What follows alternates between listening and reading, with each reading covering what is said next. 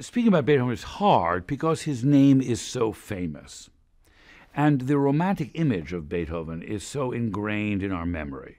Some of it is pretty true, that he was quite eccentric and mad and impolite and unpredictable.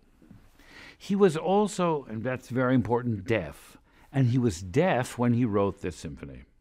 It's very important to remember, because a musician who is going deaf is losing his purpose for life. And the symphony is very closely related to thoughts of suicide that the composer had, which he confided in a famous private letter. He was also a great virtuoso, which means he expected to have a brilliant career, and he came from a pretty tough family with a drunken father who was a musician. And the important thing is to realize that he came to Vienna in 1791, the year Mozart died, and he studied with Haydn, but he wanted to become the heir, as in any dynasty. He wanted to be the next big star in this world of classical music, which was dominated by patrons, kings and queens and counts and royalty and aristocracy. And they were all amateurs. So he was writing for his patrons. They were really the public. There wasn't really a large public out there, people who subscribed to music magazines, but there was no public concerts in the ordinary sense. He put on concerts himself. In fact, the concert that was done when the Beethoven Fifth Symphony was premiered together with the Sixth Symphony, it was a public concert. But that public is a really an elite public. So it's, it's Park Avenue and the Gold Coast of Chicago and just a couple of people. And that's it. So it's not a mass public as we know it. And but he's communicating to them, and he's showing how good he is at something new. We think of classical music always as people listening to things that they already know, that are old. That wasn't the case in the early 19th century. In addition, there was a tradition of symphonies that were sort of battle symphonies that entertained people. There were no moving pictures, so people sat around and they half listened to something tell a story in a very tone-painting way, illustrative way. You hear birds, you hear cannons, and stuff like that.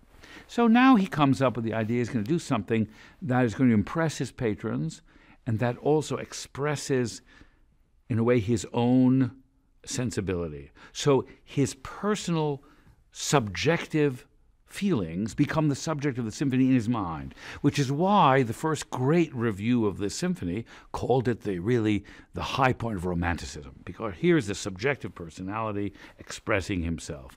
And he does it with utter brilliance and economy. He takes this very simple musical idea. It's like a game, like an improvisatory game. You take the simplest musical idea, 4 notes, and can you make a castle out of 4 notes? And indeed he does. The first movement, which is its most famous movement, is a dense, absolutely compact, brilliant, one long sentence with no periods, no commas. It sounds like it has periods, commas. They're only semicolons, And the whole thing, it's like a one paragraph, one sentence, one breath, and it's over. And it is mind-shattering because it's completely unexpected and novel. And he was fearless.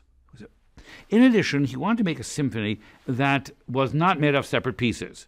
So he didn't want like a meal. He didn't want the soup, and then came the main course, then came some other course, and came the dessert. No, he wanted to have something that would go all together. So if you look carefully at the symphony, you discover it has almost one pulse. So the tick-tock of the first movement becomes really the tick-tock of the second movement, which becomes the tick-tock of the third movement, which becomes the pulse of the last movement. And he does something. He fuses the third and fourth movements together. So therefore, he makes the job simpler. He doesn't have 4 pieces to put together and 4 movements. He's got only 3, really. And the first is so startling and goes by so quickly. By the time you recover from the second, you're in the last piece, which are the third and fourth together. Right? And it ends in a blaze of glory. sort of these hammer blows of these C major chords at the end, starts in dark minor and opens triumphantly in major. So it's somehow so electrifying, so startling, that it is, and so memorable that everybody has chosen it as his or her favorite emblem. So in the Second World War, the opening is for victory. Both sides use it. You know, nobody can own this. This is like a slippery snake that you never can grab onto. It always changes its colors. It's a piece that went rapidly into the literature as the most famous symphony written. It is simply unforgettable, and it never wears out its welcome. You know, there are generations where it was performed very slowly, and then there's now a new fashion, very quickly, the first movement.